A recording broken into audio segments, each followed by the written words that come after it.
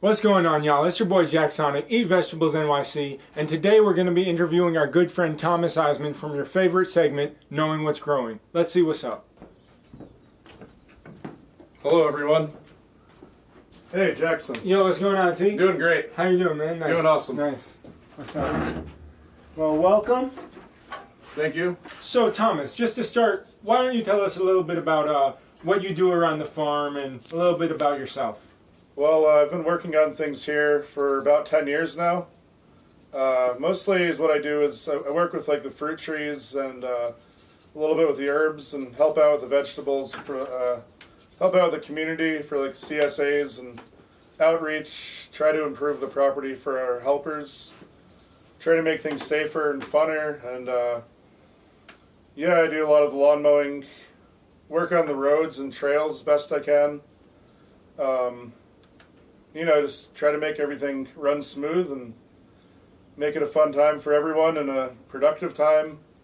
But yeah, mostly I'm into perennially stuff, although there are some annuals that I enjoy helping with, especially in the greenhouse.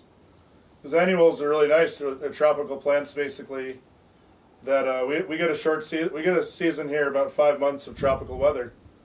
And the other 7 months is Arctic-ish. And it's a little bit in between, which is kind of heavenly sometimes. Yeah, that's really dope, T. Yeah. So I was wondering, so how did you start getting into working with plants? A few different ways. I actually grew up on 40 acres of woods, about 20 miles from here. Lived there since I was 5. My parents are really into nature. My dad was a dietitian, really into wild edible plants and plant-based eating. My mom's been a wildlife rehabilitator since she's 19. So I've always been into the natural world, and cultivating plants. I would say a few factors. A lot of them are my 2 cousins started this farm. And after the first few years, I really got into like the nature, got into like fruit, how good fruit can be, and how fresh food can be. And it really changed when, let's see, almost 10 years ago now, I spent a month at a permaculture farm down in western Costa Rica called Fuente Verde. And then when I got back, I met a lot of permaculture type folks. Sean Dombrowski's one of Edible Acres, really good inspiration.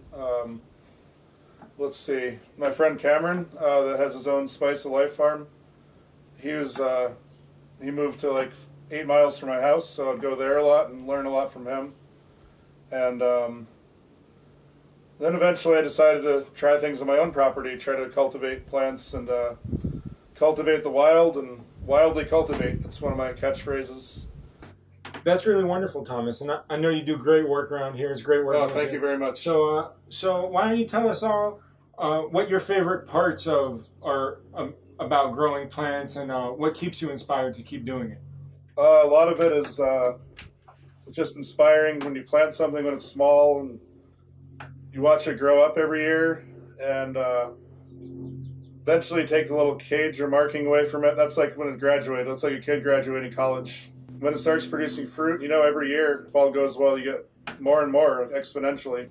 I'm inspired when I see people enjoying eating the fruits, whether it's people that live here, wildlife, kids that are visiting, friends that are visiting, all kinds of stuff. Just seeing them enjoy something that I was part of makes me feel like I changed the world a little bit, try to make it just a tiny bit better. And the more you do of that, and they'll be this much better.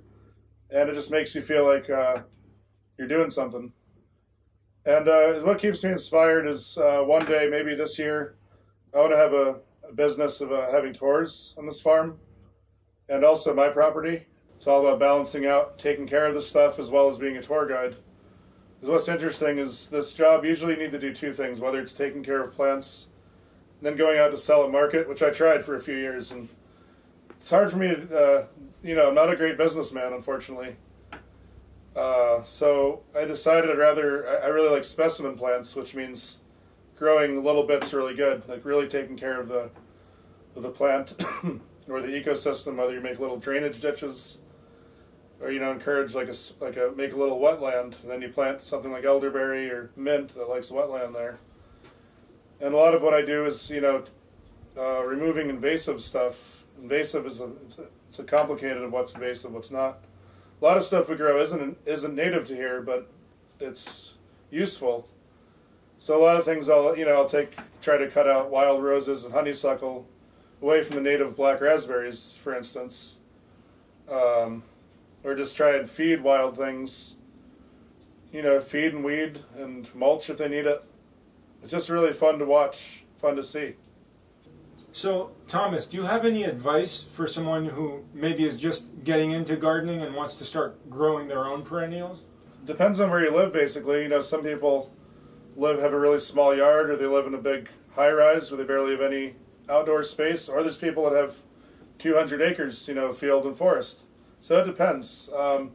Basically, I think it's good to see other people's gardens, botanical gardens, the woods, learning about wild edibles in the woods, and you can decide what you want to plant. Basically, just go to places that have orchards and stuff and observe the wild. We can do some research, you can read some books. A lot of our friends are wondering, what do you like to do when you're not, wildly cultivating the wild? Like, what do you like to do for fun, Thomas? Okay, well, I'm a big fan of food. I love restaurants and stores. I like trying different snacks from all over the world, mostly vegetarian. I like hearing live music at the local wineries and brew pubs and concert venues in Ithaca, wherever.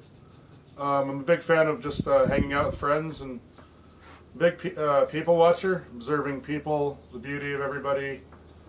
I like observing nature. Sometimes I do work on the off hours. Kind of a workaholic because I'm a Capricorn, but I have it under control. Mostly hanging with friends and eating and taking walks. Awesome. Yeah, that's great.